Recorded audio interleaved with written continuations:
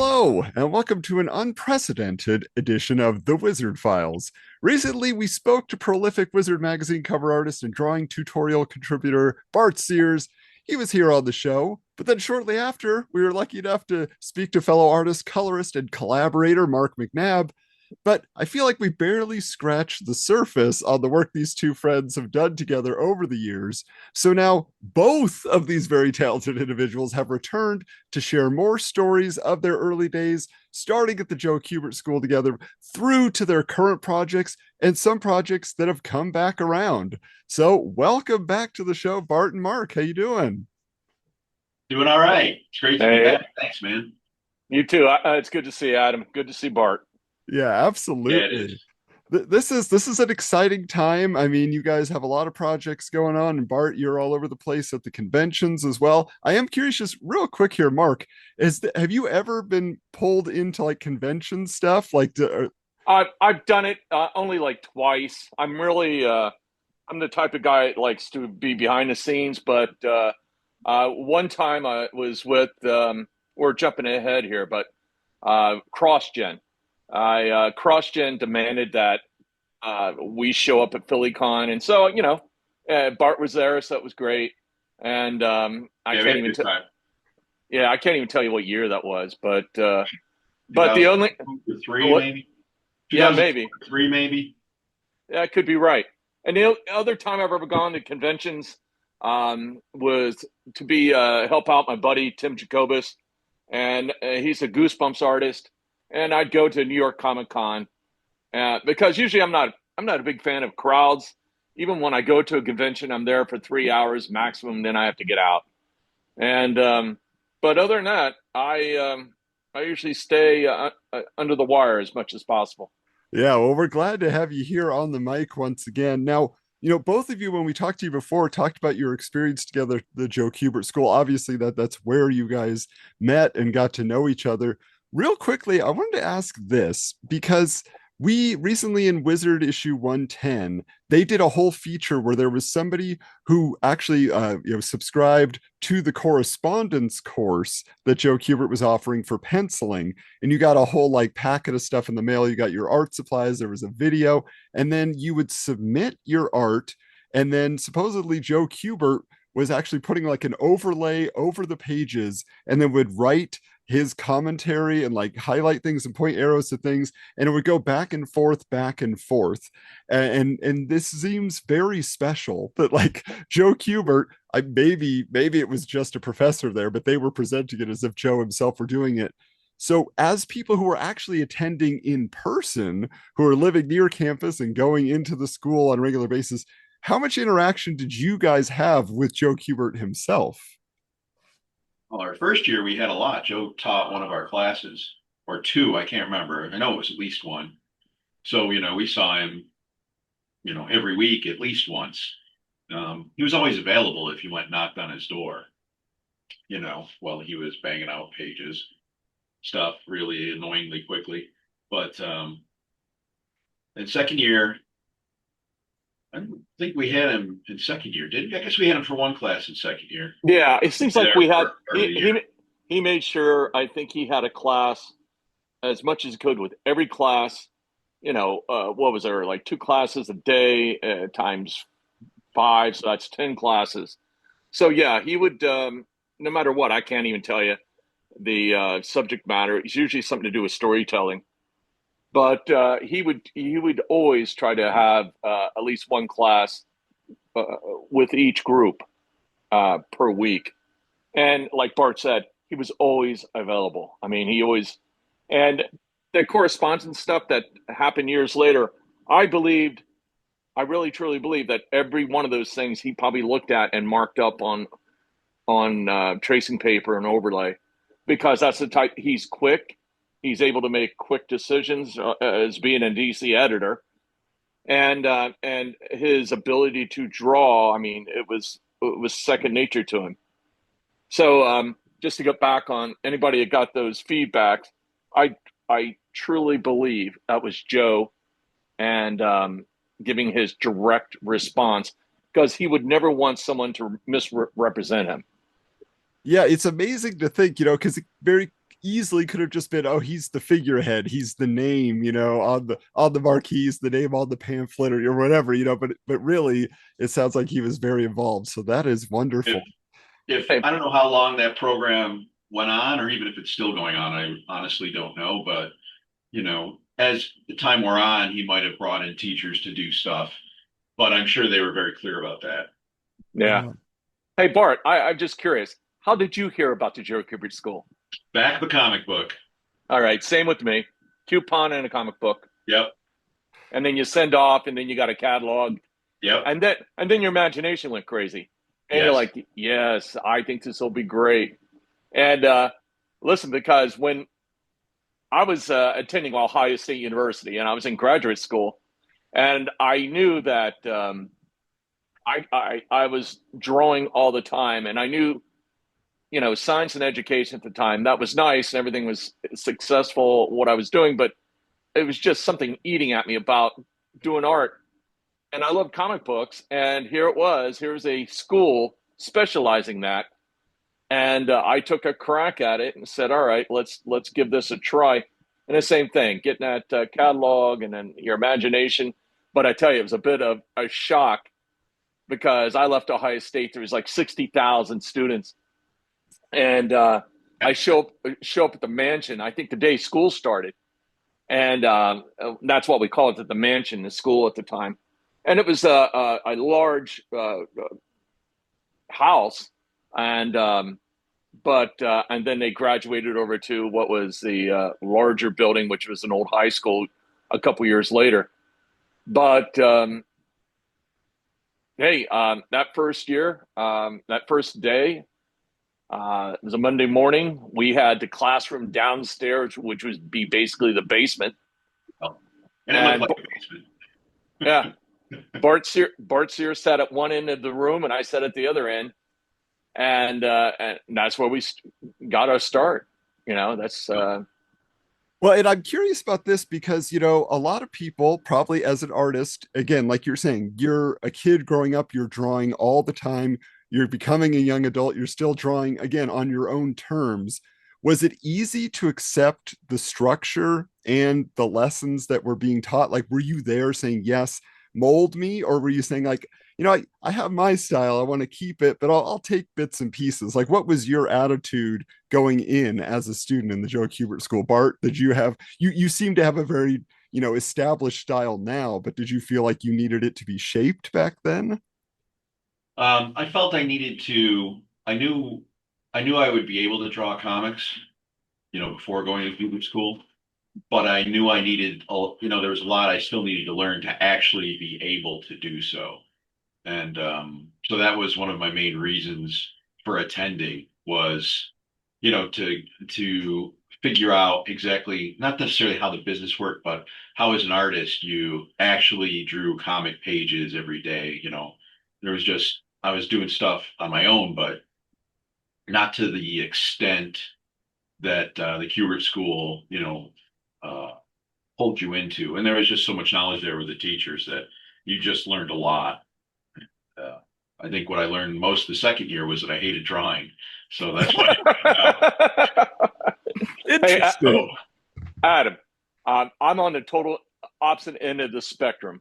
Yeah, I was basically a real hobby artist, and I was basically compared to Bart. Bart came in, he knew his anatomy, he knew what looked good, and he like blew everyone else away in that classroom. I'm on the opposite end. I'm still drawing stick figures and people that look like sausages, and this guy's coming out, and he's basically a Da Vinci. I'm like, oh, geez. And so it was, and like I said, I thought it was so much more older and mature because he was 18, I was 22. So, but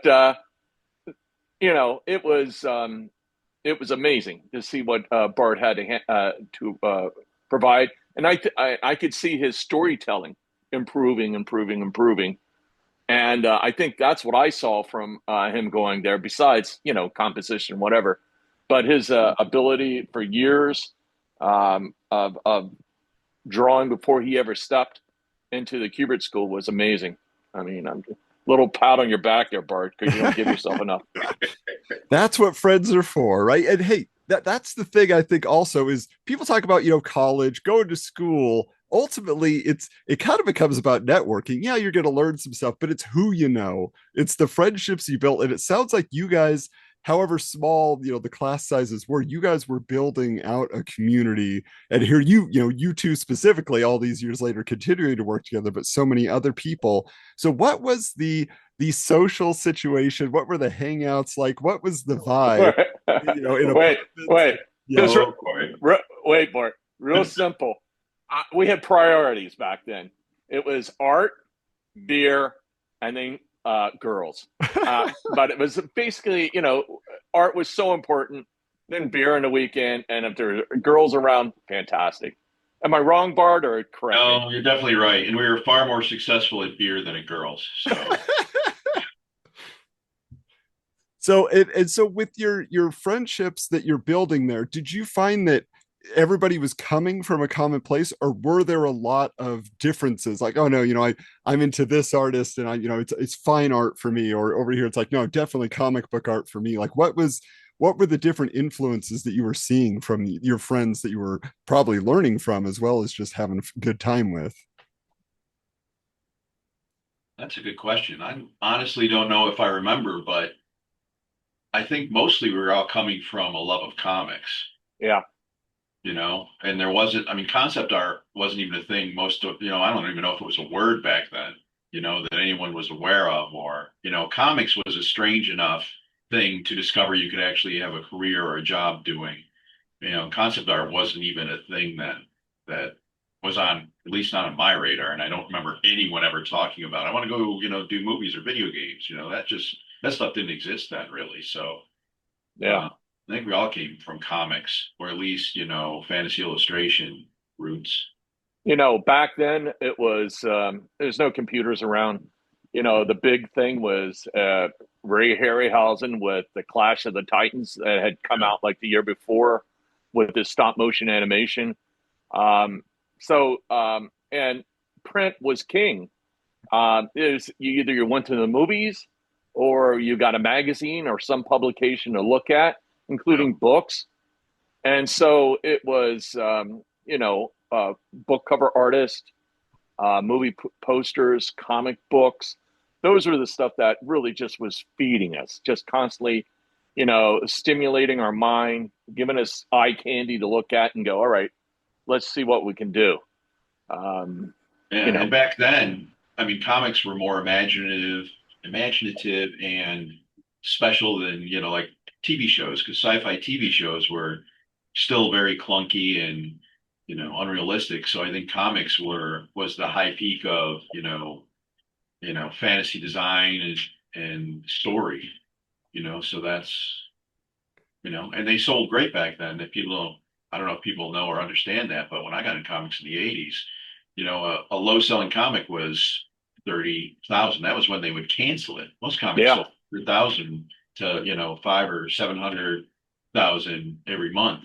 Of course there were probably, I don't know the exact numbers, but if, there's 1,000 comics that come out every month now, there were, 75 or 80 that came out then. So the variety and the choices you had were much less. And of course, when I got into comics, there were like, I don't know, 10 comic shops in the world. So Right. yeah, There were so many still a more huge outlets. business. Yeah, like the newsstand and the grocery stores and the Yeah. spinner racks and everything. Comics like just were expected to be, actually supplied to the masses. And now, yeah, you Yes. have to seek it out. You have to find the comic shop to get your hands Yeah. on them or order them online. So So, it changed a lot from the time we were in the Kubert School to even 1990, mhm. that 8 year span. yeah. Hey, you talked about networks before, and school was really important for that because at the time I'll be honest with you, we're all in the same boat at that time, Mhm. and we're just floating along and just trying to absorb as much as we could. And Joe Kubert taught this, but we all gathered around when it was time to look at someone's project or share projects, and uh, Joe helped. reinforce small groups communication of where we would evaluate each other's work in a positive way. Yeah. And that was helpful because it made you think about, what am I doing? What are they doing? What can I do to make this a better image? And so it was helpful. And through all that, we'd always check out what everyone else was doing, always. But I mean, we ended up making, friends with people. There was Mike Wolfer, Scott Gladfelder, who these two guys became our roommates the following year.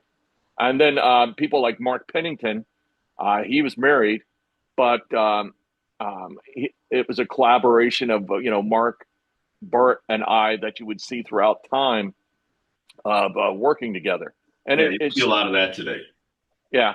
So that's that. And today, unless you go to a school and find classmates with similar ideas or interest, if you're an artist, I mean, the only other way you meet people that share ideas is probably through conventions. I have no idea any other way. Yeah, I mean, definitely. I mean, there's Internet. the online space, yeah, Internet, like yeah. where you collaborate that way sometimes. But I am curious this. So Bart Mark was praising your style that he recognized early on, but I think there must have been an innovation that you sensed with Mark's like airbrushing and the coloring work and things he was doing. What did you notice just artistically with what Mark was offering when you guys first met up? Well, he always had a sense for color and design, I think was innate. And like everything, that just got stronger and stronger over time. And, you know, I think I noticed it more once school ended and he started doing, Yeah. a lot of professional work that, things were just leaps and bounds. And Well, that's you know my what? best memory though. There's nothing that motivates you more than money and trying to survive. Then, and especially if you want to do it in art, do everything you can. Don't turn anything down, Yeah, that's what we and were taught. Joe's and and work your hardest and keep going and keep going. I mean, you can have. Luckily, I worked in a studio back then, but I was still taking on freelance at night every chance I could. And and Bart got out of school and he's working on projects, and we were always in touch with each other to find out, okay, what are you doing? What are you doing? Okay. And the same thing, it was always be a big triangle between Mark Pennington, Bart, and myself. And then there was other people too. But I mean, for immediately, we seemed to communicate in a triangle at that time. And it went on from there outside of school. It just, one of the first projects. Well, after school, I mean, I worked in a studio, and then I ended up working with, and then eventually running Joe Kubert's studio. He had a studio, so he asked me to do it. And I said, "All right." And then Bart, I mean, you were doing freelance comic book work, but I'll let you say whatever you want to because I don't know the details. Yeah, I started out doing comic book work for Marvel pretty much right away. Well, after I quit school, I messed around for almost a year and decided I didn't like the job opportunity. So I did some sample pages and took them into Marvel and I got jobs right away. Three jobs. First one and the third one was 8-page stories about biker chicks. I don't think they were ever printed. It was a magazine, a black and white magazine they had that I can't remember if it was Marvel Black and White or something. I can't remember what the name of it was, but the magazine was canceled before my stories were able to come out. And in there, I did a Sectors mini comic, which was the most fun of all three because it was more fantasy stuff. I never wanted to draw chicks because I sucked at it back then, and I didn't want to certainly draw motorcycles because God, who would want to draw one? But what I did learn was that I was not fast enough or skilled enough to put out work that I was happy with the time frames given. So then I got into fantasy illustration and worked for TSR a lot. And then my buddy Mark Pennington hooked me up for doing G.I. Joe paintings for Hasbro. So I would do presentation art there, and that led to the full-time job at Hasbro. And that was, I think you introduced me to Sal for SQP, right? Um, I no, think you were working no, for him, right? because I look back at those books and someone else's first coloring your work, Oh, and really? I'm Oh, and I looking think at I it. thought they sucked, so I Yeah, brought you in. yeah, and I said, I'm like Bart, I think I can do better than that, and yeah, Sal Cortuccio, SQ Productions or SQ Books, and Bob Keenan, those two guys. Oh, yeah, Um, um, they would take Judge Dredd. They would take well, they ended up getting Conan license because you did a portfolio, yeah. but that was yeah, that was where we started doing some of that stuff of covers and posters, No, and and Mark Pennington inked a lot of the covers. yeah, and And I'm curious, real quick. So, like you say, you learned to never turn anything down. These are the opportunities that are coming your way. But pie in the sky, when you're there thinking, okay, I want to get into comic books, like specifically, like that's why I went to the Joe Kubert School. All of that. Was there a particular book or a project? Like, is there something you said, this is the one I'm aiming for, whether or not it was going to come your way? But you're just like, if I was doing this, I know I've made it. Like, what would that be? I didn't have any particular project that I wanted. Really? Okay, so not Conan or anything No, I specific. wasn't.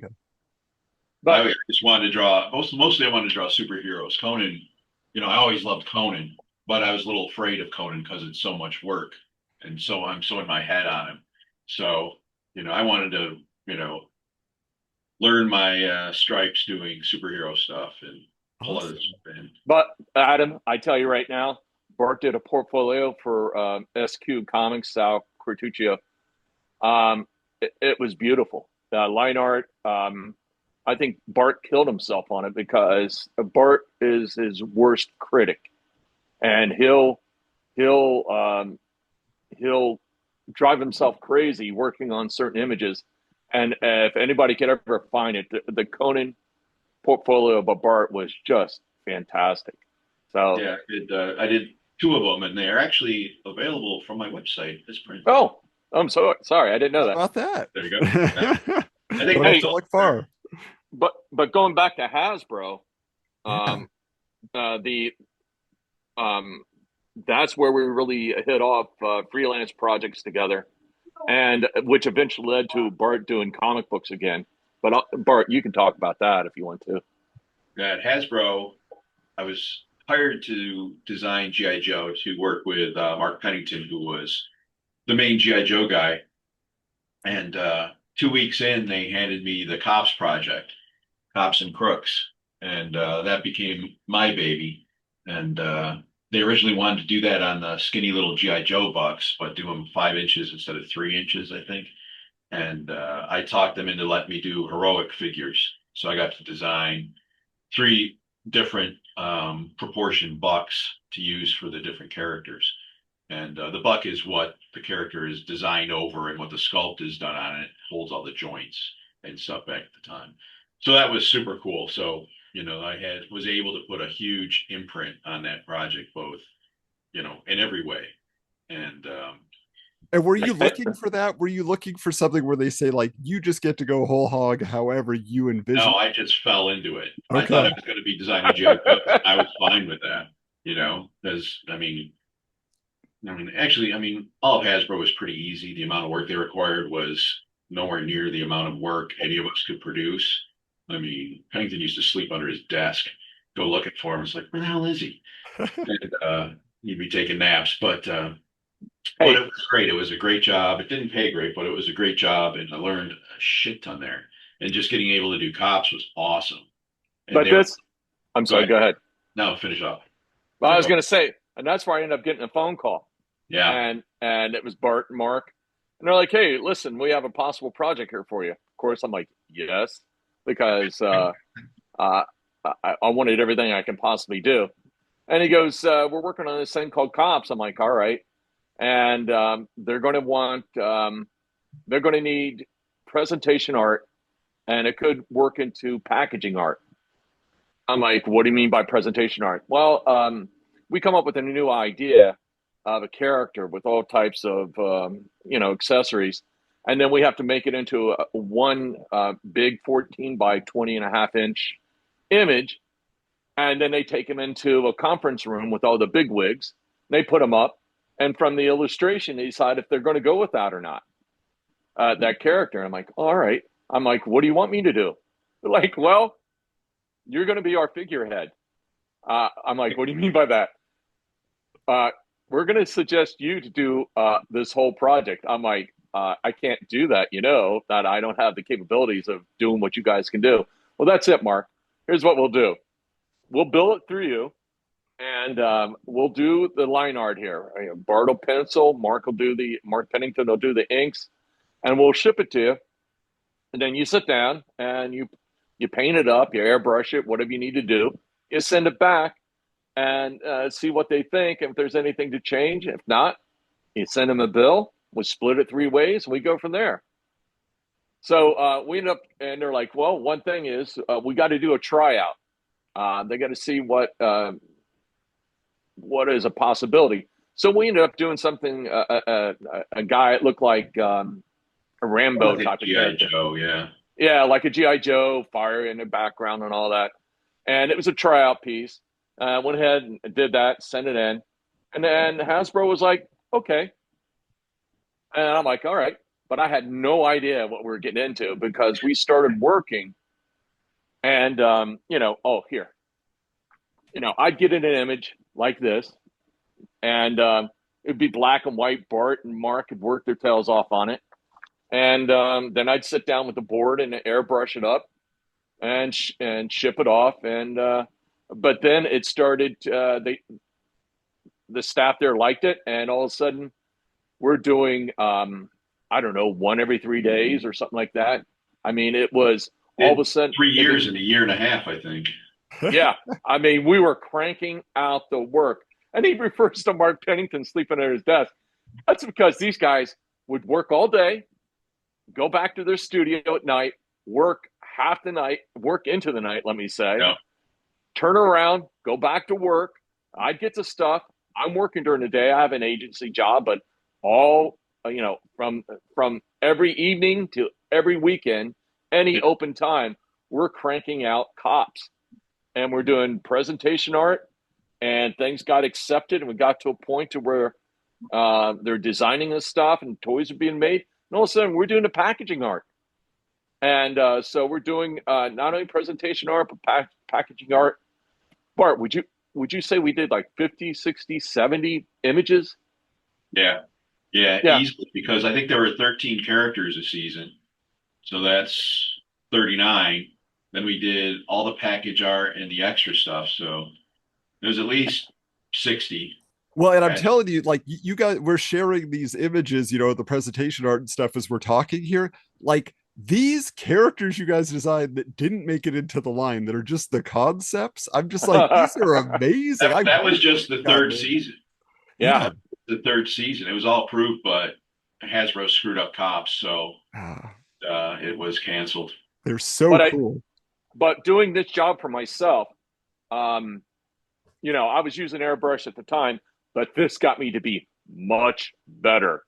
And because of just the extensive amount of time you're doing something, and it started to escalate my ability, and which eventually, your Wizard broadcast, that's eventually what landed me with Wizard, and also, anything that happened to do with Sal Q, and then eventually on merchandise that I did later, but it was because of this Hasbro stuff. Yeah, and I'm curious too, because it feels like nowadays, hand in hand with my generation at least, it's like you love comics and then you love action figures and you collect toys along with that. Was there much of that mentality with you guys and your contemporaries, like collecting toys along with it? Or was this kind of like, no, this is just a good gig. This is fun to walk into a store and see our work, in a toy store. But like, were you guys collectors of anything of that nature? I wasn't. I don't really know if anybody was really Yeah. collecting toys back then. I mean, I know people collected like old metal toys and different stuff, but I don't know if there was any market beyond kids for toys back then. Yeah, different Uh, Really vibe. recall. uh, We thought they were uh, cool, but Adam, let me tell you a side story here because Bart would drive me crazy. Um, you know, you know where I, this is. I I would go and as a kid, I'd go and buy comics, and I had not my comics from as a kid. I didn't have plastic bags, but I stacked them up real nice and neat, and they would sit in the closet. And Bart, I would go and especially after we were roommates, I'd go and look at his comics, and the covers were ripped off, the pages were torn out, there would be paint or whatever. Or there was like, he used them to read and to study and to, I don't know, just take up room on the floor. And I was like, what? And but that's how he was. I mean, he did it for the hunger of the knowledge and toys. We didn't have any toys. Like I said, the closest thing was me having my little stack of comics and rereading them. And but Bart, man, he was a madman. And we used them. It was funny. Graham Nolan was in our second year. He skipped a year. He went the year before us, skipped a year to make money to come back, and he was in our second year class. And he was like Mark, but maybe even more so. I mean, he revered his comics. I think, he loved them. So once I learned this, he sat behind me. I took a new comic. I don't even know what it was one day, and I'm like, Graham, and I just ripped it in half, and he almost lost his mind. It was awesome. It was awesome. Well, speaking of which, I think just while we're on the topic of Graham, we should say through Ominous Press, you actually did produce a book, The Art of Graham Nolan, right? Yeah. Yeah. And we redid his Monster Island back when I had Monster, or when I was part of Let, Ominous. let's not jump ahead. All right, we'll bring Graham up later because he's on the We'll list here. surely get to that. Well, Yeah. listen, tell us how you got into back into comics, Bart. Oh, well, Cops was going good. They had licensed out the TV show, so they were producing that, and they wanted a comic book to go on. So they called DC, and Andy Helfer and Doug Wench came up to sit in a meeting with marketing to discuss Cops, so they could go write the stories and do the book. And the marketing guy, I guess I should go back a little bit. Mark and I were forbidden from freelancing for Hasbro, so that's why we went through Mark to do the job because but Kirk Bazigian, who ran the marketing department, is a great guy, and I'm fairly certain he was 99% sure that we were doing the art, but he didn't give a shit because it looked good. Yeah. So I think our boss did too, but I'm sure they joked about it. Um, but Kirk was a great guy, and he's like, "Hey, Bart, we got this meeting with DC today. Why don't you bring your portfolio? And I know love comics, do some comics, and show your work." I'm like, "All right." So I got to sit in that meeting, and at the end, Helfer's like, "All right, Kirk tells me, you want to draw comics, so show me your portfolio." Wait a minute, you skipped over his name. What was the editor's name? Andy Helfer. There we go. Yep. And he looked through stuff. He's like, "Man, that's pretty solid stuff. You want to do some comic work?" I'm like, "Sure." He's like, "Okay." He's like, "I'll give you a call next week." I'm like, "Okay." So next week he gives me a call and we're chatting. He's like, "Okay, I'm going to give you initial cops to draw. I want you to do cops number 4. The artist is starting on issue 1. We, really jump started this book because we want to get it out. Hasbro really wants it out, so we got to get some in the hopper. So I want you to do issue 4." I'm like, "Great." He's like, "Don't quit your job though. Don't quit your job because I can't promise you any more work." I'm like, "All right." So the next day I went in and quit, and which was weird because it was a year to the day I was hired at Hasbro, and it was funny when I was hired at Hasbro. I had a bleach blonde mohawk, and the starting interview, which you do before you do anything else, I had the same guy at the end, and I knew when I was doing the starting interview, the guy hated my guts. He was just an older guy in a suit. He didn't think anything of me. But at the end of the end of the interview, he was like, "Geez, why are you quitting? You only been here a year." And he's looking through the file and he's got, "Geez, you got 2 letters of commendation from the sculpting guy and from your boss and blah, blah, blah." He's like, "I really thought you were going to flame out in 2 weeks when you started." I was like, nope, but I'm out now. He's like, why'd you quit? I said, because I told him I was going to quit if they didn't give me such and such a raise. They didn't give me that raise, so I quit. Well, it sounds like with that look, you should have based a character on yourself. Did you I ever do did. that? Bart Oh, Yeah. Berserko. Kurt really Berserkos wanted you. Berserko's name to be Bart Berserko, but Wow. the powers that be overruled him. Uh, It was sort of, somewhat that's based on me cool. if I was, a massive mountain of muscle in my head, but not in real life. Hey, when you were with DC and Andy, and I tell you the truth, I would tag along once in a while when you go up to the office. Yeah. And that was always the greatest because my end goal was to do comics too. And it was, if we could plan it, if we could go on a Friday, usually we could hit the offices and then end up going out to lunch with the editors. And we usually end up hitting happy hour somewhere. And have a good time and the editors could see us as human beings, we could see them as human beings. Get a lot of work that way. Yeah, and then that's where I kept getting some points of name recognition until where they finally started letting me do work, and it was with Marvel. But um, those that I have no idea how to get a job with Marvel or DC today. But I mean, in those old days, you could go to the office, you could meet with editors, they No. could review your stuff. If you got to socialize with them, it was even better. And that's how work would grow.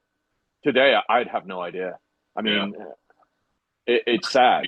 Other than publishing your own comic online and hoping somebody sees it, I don't really know. Yeah, and that's boy confusing.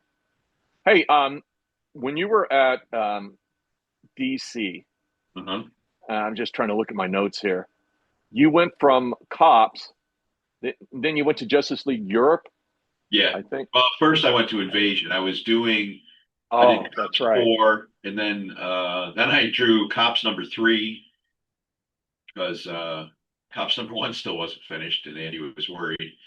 And then I did a bunch of Cops covers because they couldn't get the regular guy who was Pat Broderick, to get stuff done, I guess, and they liked what I did. And he rewarded me for helping them out by giving me Spectre Monthly.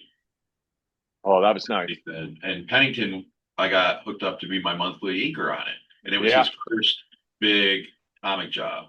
yeah. And the second Monday I was working on it, I did my 5 pages the week before.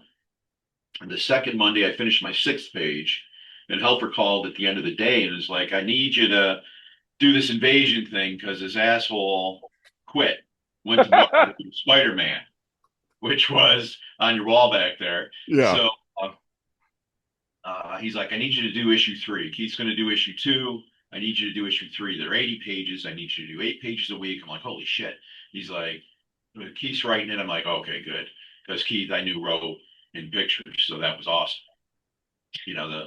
The blank page isn't there because Keith has laid out a page, which I'm going to change and do whatever to. But, that takes, 30% of the thought you put into a page is now Yeah, gone. that's what we hear about a lot with collaborating with Keith Giffen. He's going to lay it Yeah. all out, make it easy on you. Yeah.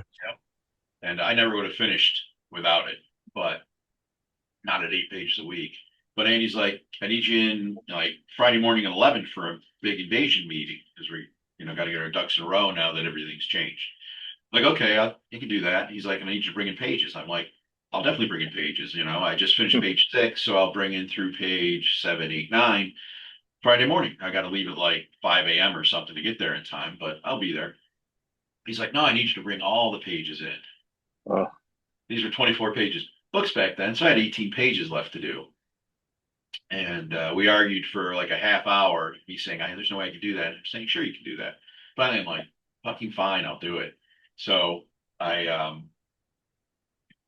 Tuesday, Wednesday, and Thursday, I penciled 18 pages, which unfortunately Mark had to ink, and took them in and started on Invasion the following Monday. So that was crazy. And then Invasion led to my reward for helping out doing Invasion was JLE. But the companies were great back then. I loved working for DC and Marvel back in the day. There was a friendly family atmosphere, you know. You go and Yeah. hang out whenever you wanted, walk around. I mean, Andy got me a raise on every job I did for like the first year and a half, 2 years I worked. And Hey, that was awesome. I have a question. Mhm. Um, Besides all this DC stuff, when did we ended up working on Innovation, Hero Oh, Alliance? yeah. Innovation. I thought I could do comics again, but I still wasn't fast enough to do the quality I wanted, you know, and that's when I quit innovation was doing more TSR stuff. So I think it was right in that period. All But I right, think they were using my stuff for a while. So you might have been brought in after I was even gone. I don't remember. it could have been. I know they got, but I know I got to do a wraparound Yeah. cover, and then they mocked up a cover. They took a couple of your character designs, Yeah. and that was another cover. And then they had Mark Pennington finish the back cover, and it was. But I just never knew where that really fit in the timeline because again, with doing the SalQ covers, these innovation covers, all of a sudden you're working at DC and in between Mark. I couldn't remember how all that Yeah. fitted It had to together. be before Hasbro. All right, all right. I mean, such a busy time for you guys. So many projects coming your way. Just, I mean, that's got to be exciting to stay that busy. Well, I tell you the truth, and Bart might be like this too. I mean, Bart built his whole life towards drawing, and uh, comic books is a thing he loved. I mean, but we could have lost him to the movies. I mean, if he could have gotten into the movie industry somehow, we probably That's would why have I got lost him into there. comics. I was going to use comics to pay for my dream to go to USC for film, Yeah, direct and movie. But but then I got married and had kids and needed to make money. So that switched my thinking and I was able to draw comics. So I just went straight full feed into that. And hey, that was that. just so I move this along. So here we go. Bart is now working on Dark Knight, I think, in 1991, and he's happy. He's doing Batman, and I'm off freelancing, and I'm doing merchandise, comic book merchandise for a company, Comic Images, and I'm bringing in guys helping me. And then I went on, and I get that call from Wizard. If you guys ever see it, any of the other Wizard broadcasts I'm in, and Garib, asked me to help him start, work on his first cover. And I'm like, all right. And that ended up taking off on, and then it went on from issue one, then issue two, and then issue three came around.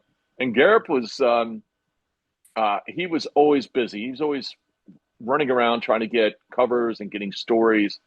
And he goes, hey, do you know anybody who could do a cover? And I'm thinking, of course, uh, Bart Sears. I say he's working on Batman now, and that's where I end up. I didn't even give Gareth his number. I said, let me call him.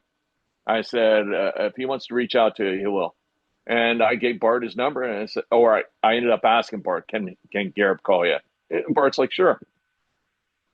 And that's where I believe, and I'd like to hear your side of the story, but that's how I remember, the introduction of you with Wizard Comics. Well, that's Oh, exactly it. You called me out of the blue and said this guy's starting a comic magazine and you want looking for guys to do covers. You interested? I said, sure.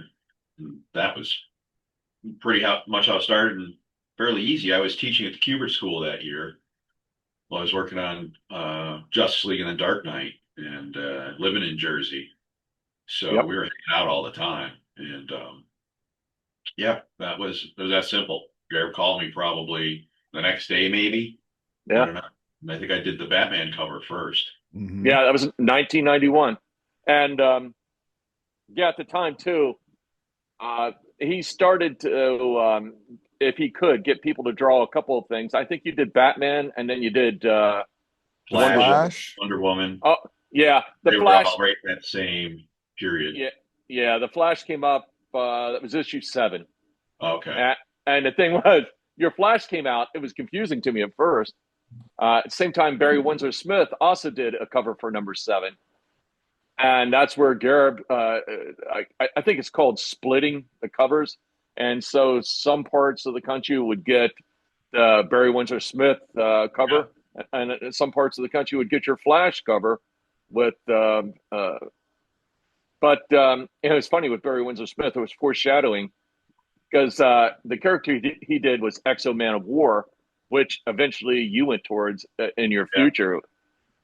But yeah, so and during that time, you had unpublished covers that they would just get you to do stuff. You know, there's a Superman cover, it's just beautiful, and it never made to print. And but it would end up years later being used in 1993 for a Philly Comic Fest as a program guide. But then finally, you got a call to do a villain. It was issue number 9. Yeah. Do you remember that cover? We Yeah. just are lucky enough at the recent New Jersey con Yep. that you were at. One of our listeners, Mark Florio, took our copy from the archives, got the Venom cover for issue number 9 signed by Bart. So we're excited to Yep. have that here now. It's beautiful. Yeah, that was an awesome cover. And I had started doing so much stuff for Wizard, I was a little worried. I was under an exclusive contract with DC, and I knew it wasn't a competitor, but it was kind of a gray area. And I was a little worried that DC might have a problem because I had health insurance through DC. The companies gave you that at the time when you were working on a regular book. And young family, so I didn't want to lose it. So I, was talking to Gareb about it. He's like, I've always wanted to see if we could sell the magazine with a no-name artist on the cover. He's like, if it was just a cool cover. I'm like, sweet, yeah, I'm up for that. I'll just use my middle name, which was Whitman, which I spelled differently on all the covers, but because I can never remember how I spelled it. But anyhow, so we did the Venom cover, and Gareb had told me at one point that the magazine was kind of on the bubble until the Venom cover came out, and then they couldn't print enough of them because it just was selling out everywhere. So that really put them over the hump. I don't know if that's true, but that's what I was told. Well, I tell you, Bart, on that cover, I remember I got it done, and I'm looking at it. I'm like, well, this turned out really good, because when you sent it to me, I'm like, holy crap, this is the drawing is fantastic, and I'm like, my job is not to mess it up. And but I remember the one time I told Gareb no, he wanted to take the space background, which was all black, and he goes, can't you change that and knock that out and change it into a color? And I'm like, no. I said that will take away from the focus of what Bart has done. Yeah. That would give it all power, and he popped, the logo popped. It's an awesome cover all around.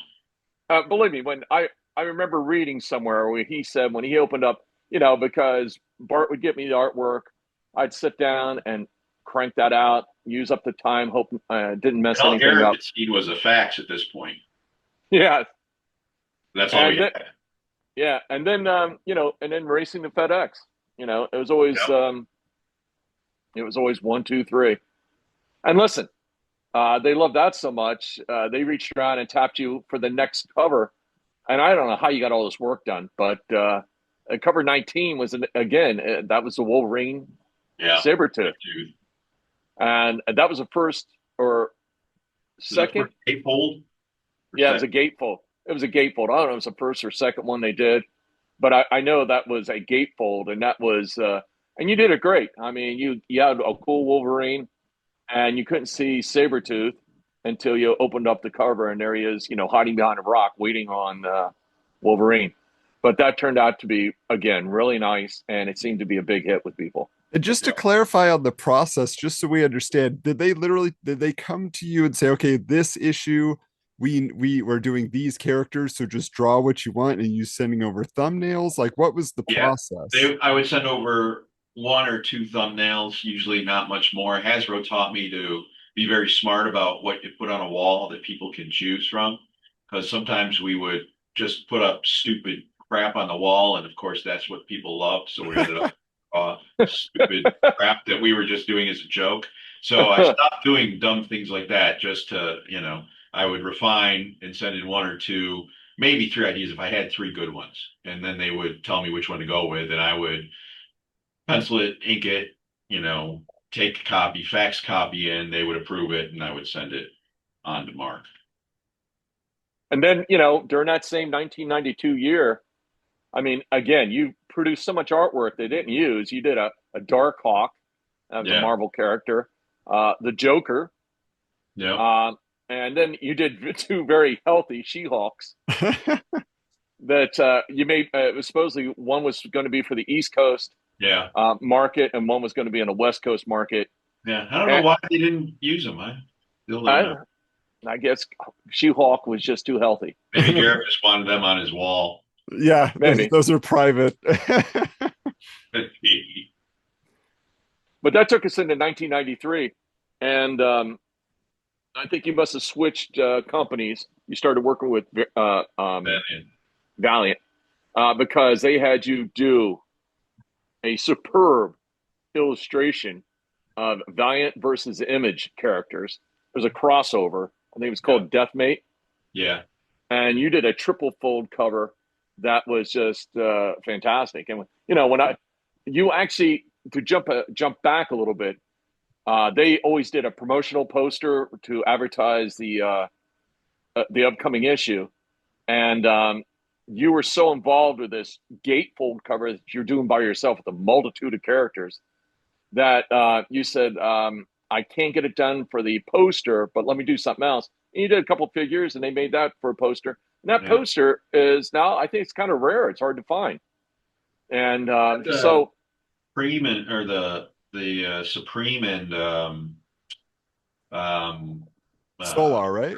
Solar. yeah, Yeah. that's Solar it. That's Supreme. it. Standing back to back, Yeah. just like this far up, Yep. torso, basically. Yeah.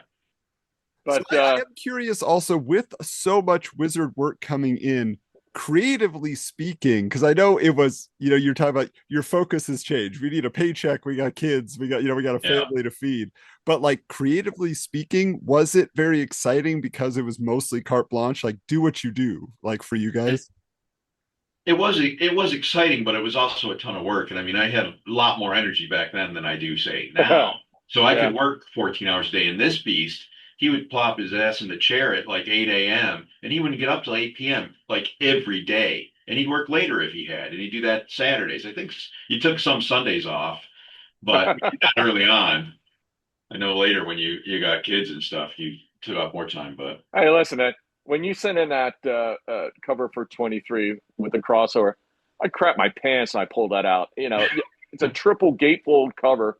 I don't know how many characters were on it, but the biggest thing, and I'm sure it's for pencilers and inkers too, the more characters you have on a page, the longer that page is going to take you yep, to do. And yep. you know, and it was just like, and again, I popped that out and I'm like, I can't mess this up. He You know, he would I'm call me, "Hey asshole, I just got this in." No, just in comparison to like page rates and other things you were making with from the other publishers, was Wizard paying pretty well back then for a Yes, fledgling magazine? yes, yes. yes, two yeses. Immediately. They were paying more than anyone. Yeah. Wow. Okay.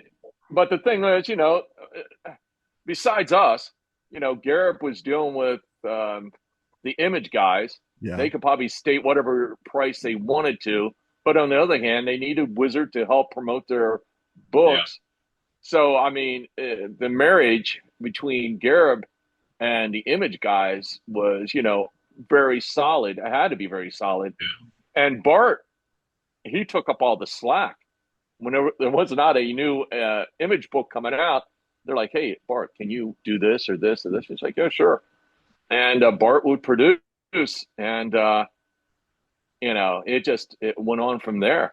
And you know, I'm almost done with Wizard here at this point, but I got to work on one more piece, Bart's piece. It was issue 29. It was a Spawn cover, again, gatefold cover.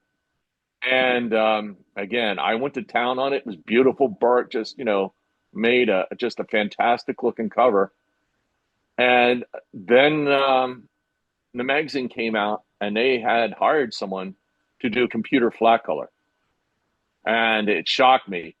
And yeah, but that was a real given to me that the days were up, and if I needed to not become a dinosaur, I needed to get a computer, which in 1994 I did. That was 93, at the end of 93 when Spawn came out.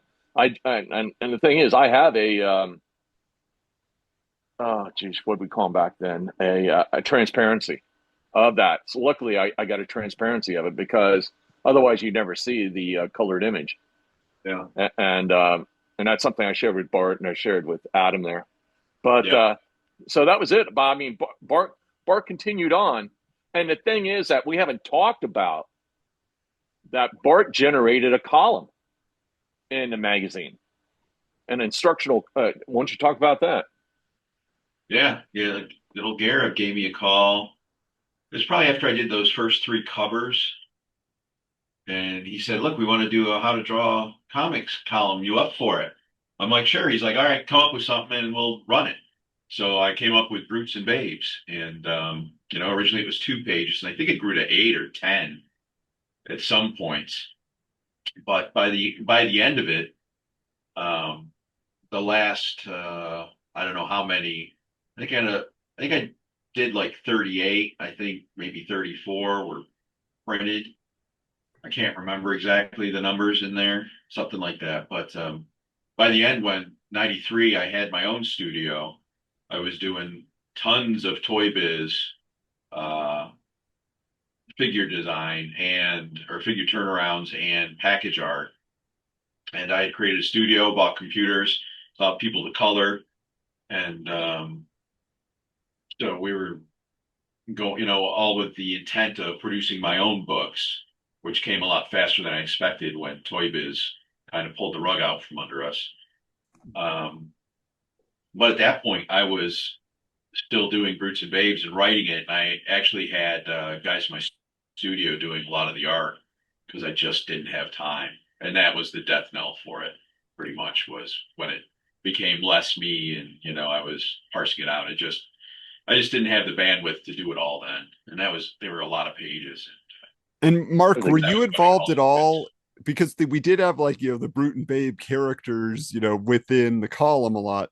And there wasn't always a whole lot of color, but did you do like initial colors on those characters or anything? No, believe it or not, I've never colored Brutes and Babes ever. Wow. We'll talk later that I helped Bart re-put together a soft Right. cover books of them, but no, it just at that time, um, Bart and I, we overlapped here and there, but he had his own studio going. I had my own studio. I had 2, 3 guys working. He had the same thing going on, and so we did not cross over as much because we were so involved with what we were doing day to day. It wasn't too much reaching out to each other. We'd see what each other was doing, Yeah. and but at that time we were running, not crossing over, but running parallel to each other. Yeah. So Yeah. was the first time you reunited to collaborate the Blade half issue for Wizard after a long time, or was there something else in between? It was actually Blade the comic. I think the Okay. half issue came afterwards. Yeah. That was in 1999, and I believe me, I always wanted to work with Bart on stuff because it's nothing more pleasing to work on really good art and to help to accent that, and then the whole product comes out at the end really nice. And it was Bart reached out to me and said, "Hey, you want to work on this?" I'm like, "Absolutely." It was Marvel Comics. I think it was Ralph Macchio was the editor, and but we got to work with people. Andy Smith. He was the inker, right? Eventually, Ray started inking it, All but right, all right. Marvel kept upping the deadline because they took so long to hire me to write Blade because I was always going to draw it, and they spent like a year or longer looking for a writer, and they kept not being happy with any of the proposals they got. So I was finally like, "Can I send a proposal in?" And they were like, "Yeah, please," because we got no idea what we're doing. So I did, and they loved it. So we ran with it. The problem was it came out so far after the Blade movie, Yeah, and that retailers were really pissed at them, and all their retailer response was, "Well, we love this, but F you because we wanted Blade a year ago, and Yeah. you guys give it to us, and now Blade's an old thing. We can't sell it like we want to." But So like 4 or 5 pages in, I was going to pencil it. Ray was going to ink it. You were going to color it. And 4 or 5 pages in, I had to switch to breakdowns. And I just wasn't happy with Ray's finishing skills at that point. So I brought in Andy to finish it, Andy Smith. And then it was clear that I wouldn't even get to pencil pages, issues 5 and 6. So Andy switched from inking me after issue 2 to starting to pencil issues 5 and 6. And, unfortunately, they brought in Bill Sienkiewicz to finish my stuff, which was, just awesome because I love what he did on it. I don't know how you felt about it, Mark, but I thought it was really, really No, cool. but well, Bill was an icon, and to get to work with Bill, it was always like great. And the Wizard issue, that was him inking that, Yeah, and that was the you first wrote thing he did. okay, and you wrote that, and we just poured colors into that just to give it everything we could, because Yeah. again, you don't get and there was my chance to go back and work with Wizard again. And I ended up doing other half issues too with Wizard. So it's all of a sudden the old man has come back, but now I'm using a computer. And so I ended up doing other half issues, Generation X, and an X-Men half issue. But no, getting to work on those books, I mean, that was like gold. It was gold at the time, and I just Yeah, loved it. they were awesome. It was odd. It was my first real time writing comics. And, I was expecting a back and forth with Ralph and, going over the plots and giving me suggestions and ideas to improve it, especially digging into my dialogue and, refining it and helping me, learn and grow. And I never heard a word. He just ran with everything. I did it. And I was like, huh, all right. So that was kind of fun. But no, really proud of that stuff. And I think they look great. I love the color you did on those. And yeah, the half issue they threw at us, I don't know where in the schedule, but it was after I'd finished the first issue. I know that Yeah, much. And yeah, I think that might be how uh, Bill got onto actual Blade I think because of the half issue that Wizard okay, got him to ink. And I think that Marvel was like, okay, we'll get Bill on these then. I think was how that worked, but I'm not even certain because I don't remember how any of that actually played out. They just yeah. told me to take it, and I was like, sweet. The I know I can't remember what you did after Blade, but I know CrossGen was coming on the horizon for you, and that was in Yeah. 2003. I was working on Spider Woman and Blade at the same time. Well, and I Okay. wanted to ask about that only because so right now we're in the year 2000, we're getting towards the end of 2000 on our main Yep. show. And like we keep seeing these double page ads for the first, Yeah. by Bart. And so that was in 2000, but then you're coming back later with the path and all of that. So were you guys kind of in and out with CrossGen during its period or did I was hired full time, okay. I don't know, 5 or 6 months after they started. I Okay. was first of the second wave of artists. So I started on the first, and the first month, 6 weeks was great because I was hired to come there and just pencil the first, and it was a page a day, 5 days a week, 10 issues a year. You get 2 issues of fill-ins every year. It was planned, it was organized, it was structured. You were on a salary, you got health insurance, and you're going to retire from this place. I was like, sweet. And he definitely did not want me to art direct. I was not going to art direct, so get that out of my head. I'm like, well, I answered the job for penciler, so whatever, And it took about 3 days for him to start calling me into his office, for opinions or to go handle something. But I was still able to pencil my page, and I was out of there by 4 every day. Because when I just have that to focus on, I can be really, really fast and really, really, high quality. So I was loving it. My weekends were free, which was the first time probably ever in my entire life. And Well, I'm curious awesome. because we know how the experiment ended. I'm sure we'll get into more of that there with CrossGen because yeah, it Yeah. is this idyllic idea of what an artist would prefer It to was, have their yeah. life be. So why does that not work? And why do, DC and Marvel and everything, Image, why do they work? What is the difference? Can you just not provide that type of like relaxing environment? Does it have It, to be it like actually corporate? it actually could have worked if there was more financial responsibility at the company. Okay. So it was possible. It was certainly Marvel and DC could do it, but what we found is some artists thrive in that environment and some really struggle, emotionally and not so much work wise because everybody worked really hard there. There were guys that were slower, and we'd help out as so the books came out on time because they came out on time for like 3.5 years, which was rare in the 90s and into the 2000s, Yeah. and especially by the same artist doing the book. But we had planned fill-ins. It was scheduled to work, but Yeah, because there were great veterans, like yourselves being involved in the books, but then there was new yeah, people like Greg Land, right? Is like coming yeah. in, like so, like there was a good mix of talent. It seemed I, like everything I was think there the to make it work. veterans enjoyed the environment more than the younger guys. I think the younger guys struggled with having to show up at certain times and Hmm. work at certain hours. And we got it. So, I lobbied very hard when they made me, hit an art director to let, these guys don't, some of these guys work nights. That's just their nature. Forcing them to work days is killing them and it's going to not work. So I got the whole hours thing privately, quietly abolished. So guys could work whenever the heck they wanted, show up whenever they wanted. Of course, there was a team meeting or something, they had to show up for that. But they could work at home, they could come in, work nights, and a lot of guys thrived in that environment. So I like to think that helped. I don't know.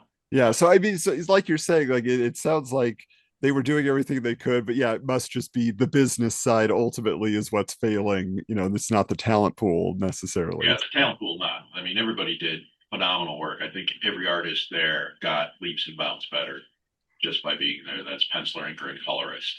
Now, Mark, Because you're putting up your work on the wall and walk around looking at everybody else's, and they're going to look at yours, so you can't wrap anything out to get it done. You just had to put the time and effort in every page, every panel. And I so think the books reflect that on the stands. yeah, and definitely. I mean, they were just beautiful works all around. But like, so you're there, like, in the campus, in the office. Bart, Mark, were you just working remotely with your cross-gen work then? Yeah.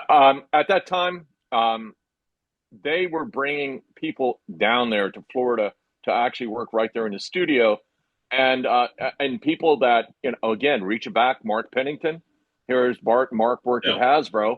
Mark Pennington came down there, moved down to Florida, worked there at CrossGen. yeah, Uh, Andy Smith, he worked there too, right? yeah, yeah. Andy inked me on the first, and then he took over the first when I moved on to the path, and Mark came in to ink the path. And then and Bart would call me up, and there was other gentlemen, but Bart would call me up and get advice. Yeah, Colors, Maury Hollowell, yep. um, and he's like, "Hey, Maury worked with you. How was he?" I said, "He was excellent." And And he did. so it ended up bringing Maury down there, and Maury worked his He's butt still in off. Florida. Yeah, still cranking it out for Marvel. Yep. Uh, but it got to a point to where they started letting freelancers out of Yeah. Florida, out of the compound there, work, and I ended up working on a book at the Yeah. crossovers, and it Yeah. was fine. It was a family of superheroes, kind of like living in a normal life in everyday society. And so I went on and I ended up doing, I don't know, 10, 11, 12 issues of working on that. And then the business came to us a halt. Were You you know, paid for everything you did? no, I think they owed me like $7,000. That sounds about Whoa. right. Yeah. Yeah, it's like what like an issue and a half or something like that, maybe. And it was just, what are you going to do? You can't get. Yeah. They went bankrupt. It just turned all the lives down there upside down, Yep. and It was awful. it was awful, and it was horrible. Another guy who worked down there was Bill Roseman, and I bring him up because Yeah. I worked with Bill with Marvel, working on special projects and promotional material. You did a And ton of that stuff. My yeah, God. yeah, a ton of Marvel promotional material. And but Bill, I mean, all of a sudden, I felt sorry for all the guys. Bill quit Marvel to come down there, and luckily Bill got rehired to Marvel, and I think he works out in California now on the video end of Marvel. But yeah, that was a tough time. It was just, Marvel Comics had gone bankrupt, but they still maintained paying people. Then CrossGen went bankrupt. It was just the comic market was changing. And You Marvel ended know, up buying CrossGen yeah, for yeah, pennies on the dollar. yeah.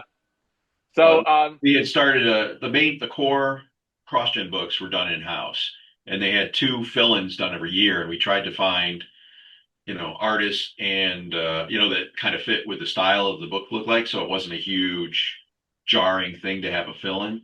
But oftentimes, I think some of the fill-ins were written standalone stories. I don't really remember for every book, but then we opened a second branch where we took I don't know if they were, I think we bought them, but creators could submit properties and we chose some and crossovers was one we chose drawn by Morissette, who was in France. And I just thought Mark was perfect for coloring that. So that worked out great. yeah, Bart was the art director, and he's the guy who hired me. So all of a sudden, here was Mr. Art Director calling me up and saying, "Hey, you want to do this?" I'm like, Where's those "Absolutely." pages? So when CrossGen, disappears, what are the next few years for you in comics? Like, what are you guys staying busy with, or is it not comics? Is it something I, else? I went straight to Marvel Okay. and DC as well. And because both of them offered me contracts. And I really wanted to stay at Marvel, but the contract, I couldn't get them to get the contract to reflect what they promised me. They promised me to, I can't remember what it was now.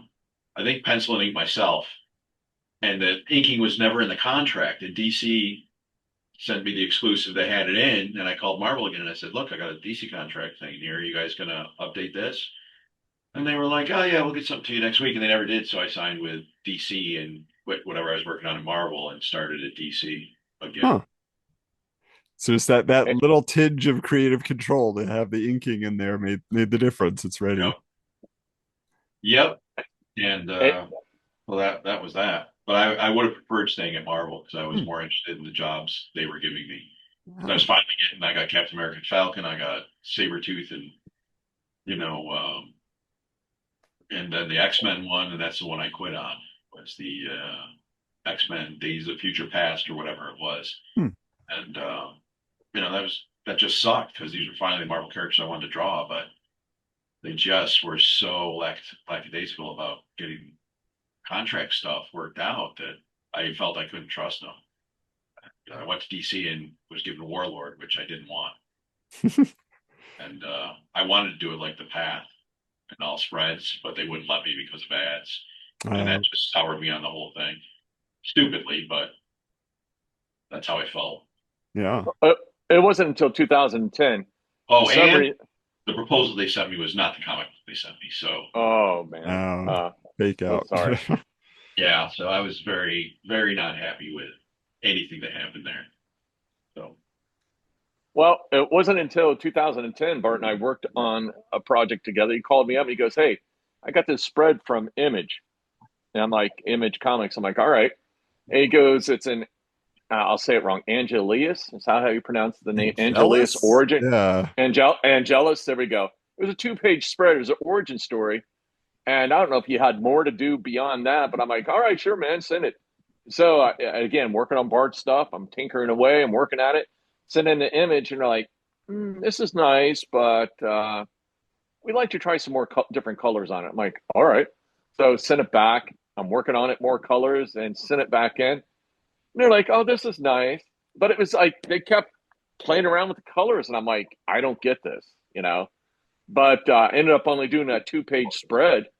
And I don't know if you did more work with them, Bart, and or with Image, I only did, I mean, I did Violator all right. and, a few trading cards, maybe some covers or something, and that spread. And I think that was pretty much ever it for Image. All right. And then I call up Bart. It was 2012. I'm like, listen, I got this toy company because at that time, like you said, when CrossGen kind of caved in, I became, I worked with Marvel for like 10 years, and I wasn't the new flavor of the month anymore. Hmm. Yeah. And I only say this, and I have no proof of it, but you're with a company for a while, and then they just want to try something new, and they go off in a different direction, Yep. and you just never get to do the same kind of work or jobs that you want to.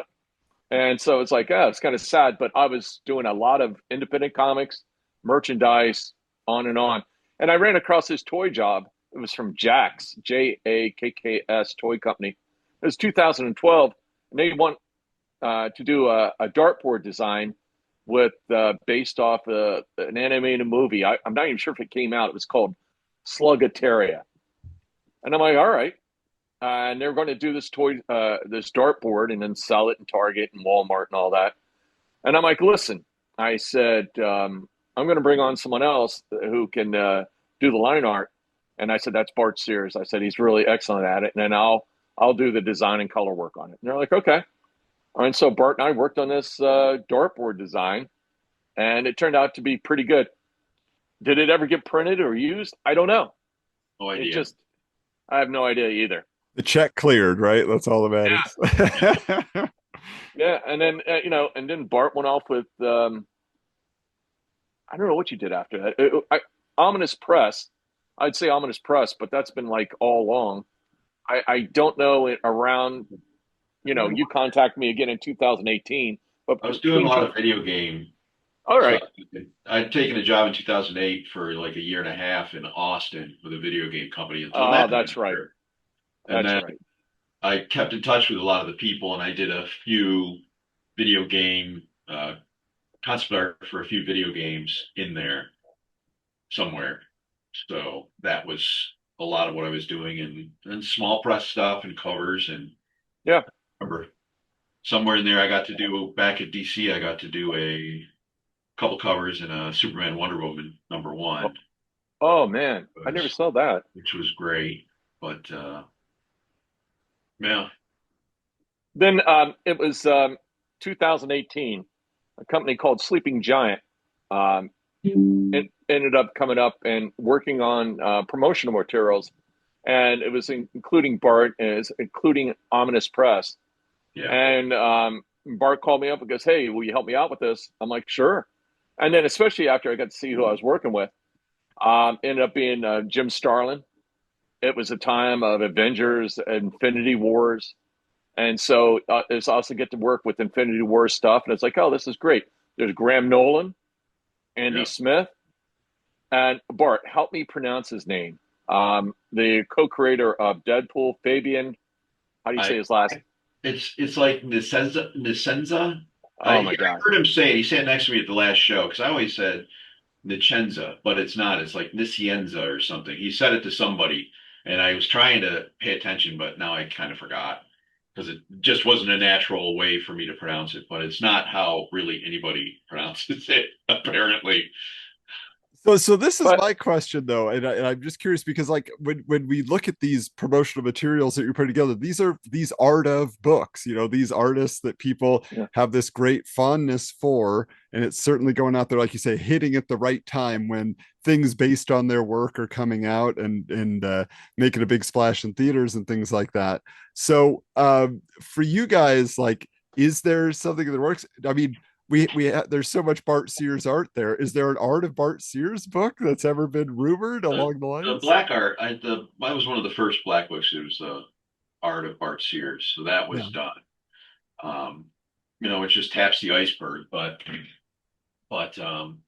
you know, nothing really else. I mean, eventually they put out because I've been associated with Ominous Press in 6 years, something like that, Hmm. yeah.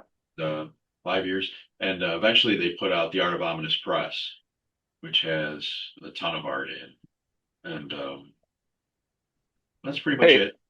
hey, as a side note, a little footnote, we brought up Fabian, and I got to give a shout out to Fabian, even though I can't pronounce his last name. Um, Bart, because of the Hasbro cop stuff, Yeah. I took that in to Marvel, and I hadn't worked with Marvel yet. And I met with Fabian, and he was like special projects type of guy. Yeah. And he looked at the stuff and he goes, "Listen," he goes, "Would you do a poster for us?" And I'm like, "Okay, what do you mean?"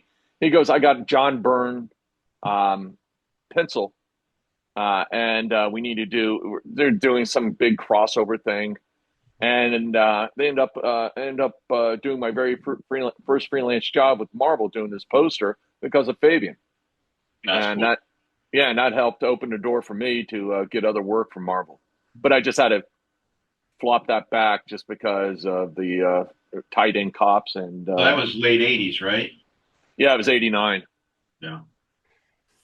But then you know what? Going talking about Omnis Press, it was 2020, and I don't know if it was you or Andy. I think it was you, and then Andy Smith. He was the art director for this project. Yeah, it's something that you wrote and created, Yeah. and it was like, and they needed to pull that together and make it into a nice big book. And I'm like, yeah, let me add it. And so I got to do the layout and design on that, and that was a lot of fun. No, I never even And got one of those. oh, you didn't? I'm trying to think No. if I did. I think I got after him, and I finally got one. But you know, that was you, Ron Martz, and Tom Rainey, Yeah. and a thing was like 200 pages, Was it, did and you Demigod or Dread Gods? it was Olympia edition, Dread Yeah. Gods.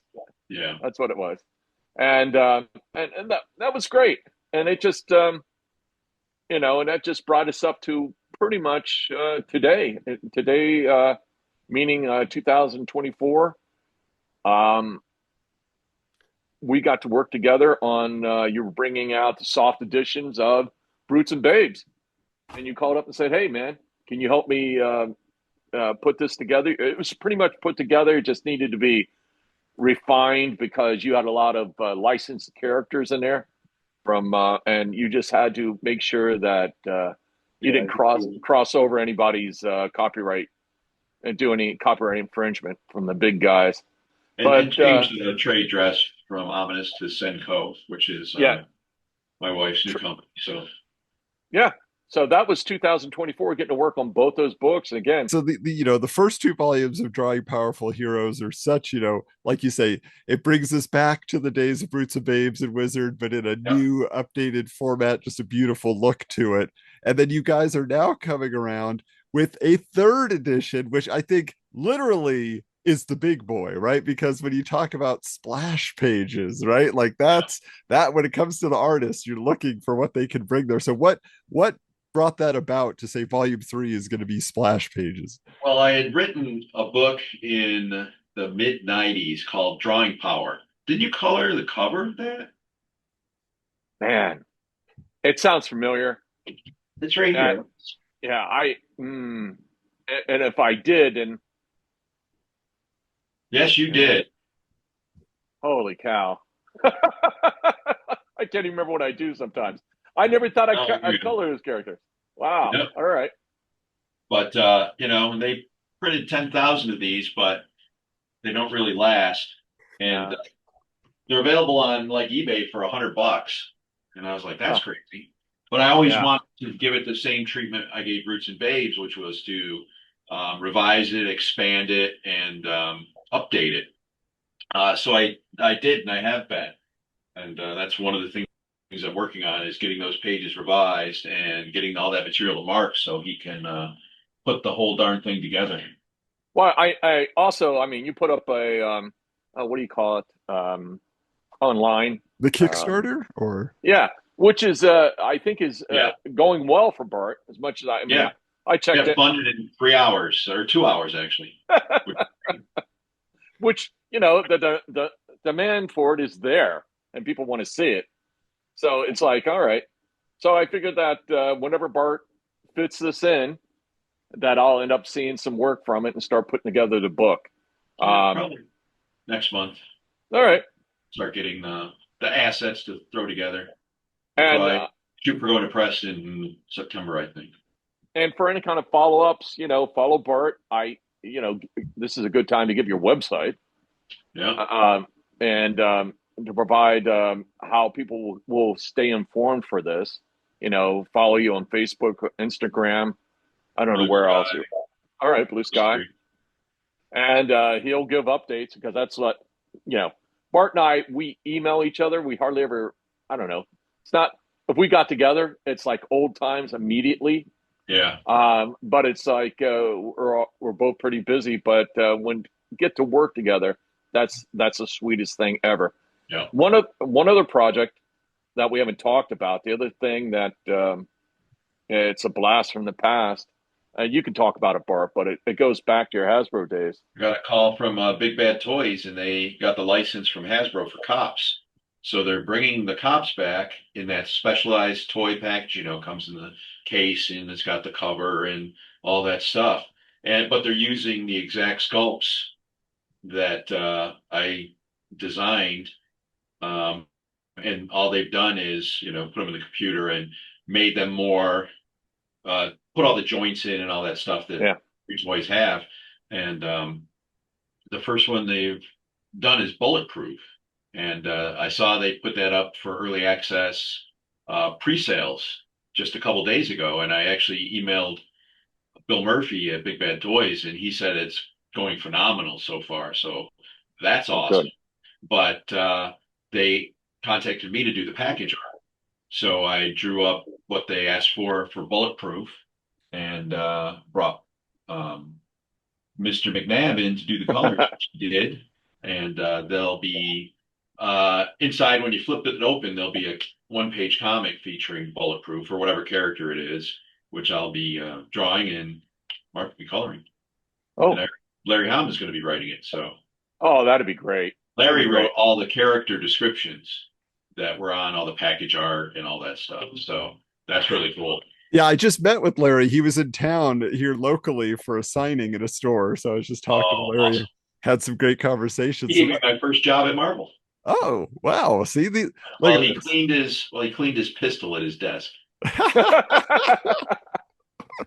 See, so everybody coming back around, these relationships have remained. This is awesome. Yeah. So, you want to take a look at the Kickstarter, and again, follow the socials on Bart's side for the Drawing Powerful Heroes Volume 3. And then, yeah, get on over there and pre-order your bulletproof figure so we can get all the rest of them as they come out. I didn't know about that comic book on the interior having that little page. Yeah. That'll be so fun.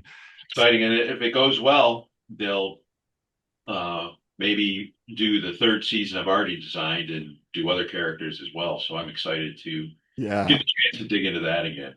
that would be so much fun. And then, Mark, on your side with McNabb Studios, where can people find you? You can like me on Instagram, Facebook, but you'll see.